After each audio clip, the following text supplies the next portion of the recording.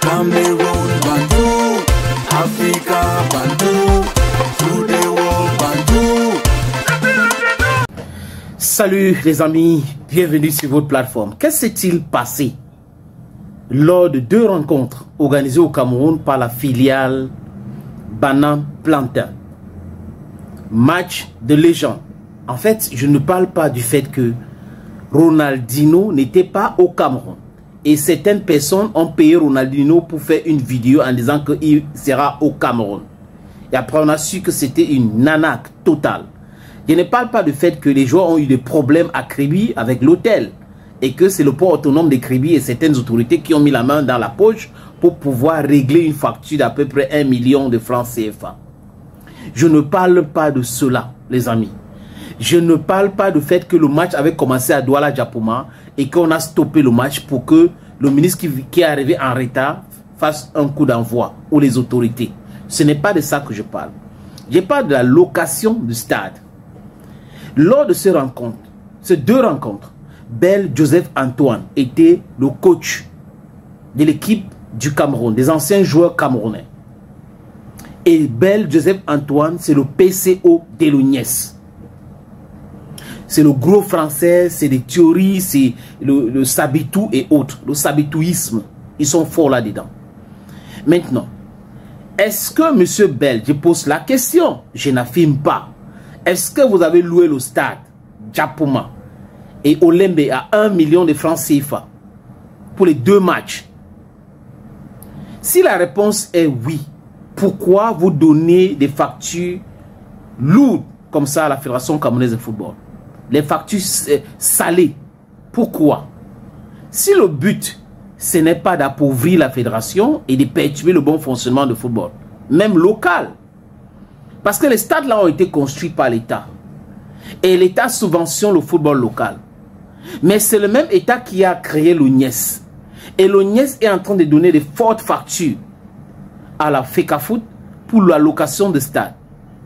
C'est la Centrafrique, ils sont en train de construire leur stade ou renouveler leur stade. Bientôt, c'est bon pour eux. D'ailleurs, il y a un match de Tchad qui vont jouer plutôt en Côte d'Ivoire. C'est le Tchad a déjà construit leur stade. Donc, je ne comprends pas. C'est pour cette raison que je pose des questions. Chez nous, on dit Ibiri Mikai. Donc, si vous ne comprenez pas quelque chose, vous posez des bonnes questions pour avoir la réponse à ces questions-là. J'attends donc la sortie même laconique de M. Bel Joseph Antoine ou M. Ewanet, parce que la communication aussi c'est la clé. De nous dire clairement combien est-ce qu'ils ont loué le stade à la filiale Banan Plantain. Et si c'est le prix est bas, au nom de quoi vous devez les donner à ce prix-là et à la Fédération camerounaise de football. Parce que la raison pour laquelle on a conçu les stades, la structure qui gère le football au Cameroun, vous voulez donner les factures salées. Honnêtement, les amis, je suis pour que les mairies gèrent les stades. Parce que si les stades de Douala étaient gérés par les mairies ou la mairie de Douala, monsieur le maire devait voir la réalité en face. Si le stade était géré, le stade de Yaoundé, les stades de Yaoundé étaient gérés par la mairie de la ville de Yaoundé, la mairie là-bas devrait voir les choses, la réalité en face. Idem pour Garoua, idem pour Bafoussam, pour Limbe. Je pense que dans toutes les grandes villes où on a les stades, ces stades-là, il faut que le gouvernement camerounais repense la gestion de ce stade. Il faut, pour ma part, dissoudre l'Ognès. L'Ognès est, pour moi, je vois ça comme un instrument utilisé pour perturber le bon fonctionnement du football, surtout parce que Eto'o est là. Comme c'est lui le président et il ne veut pas marcher comme nous voulons, on a des leviers, on a des instruments qu'on peut utiliser pour le frapper, pour lui faire mal. On va lui faire mal ici, on va lui faire mal là-bas. Je pense que c'est comme ça que ces gens-là réfléchissent.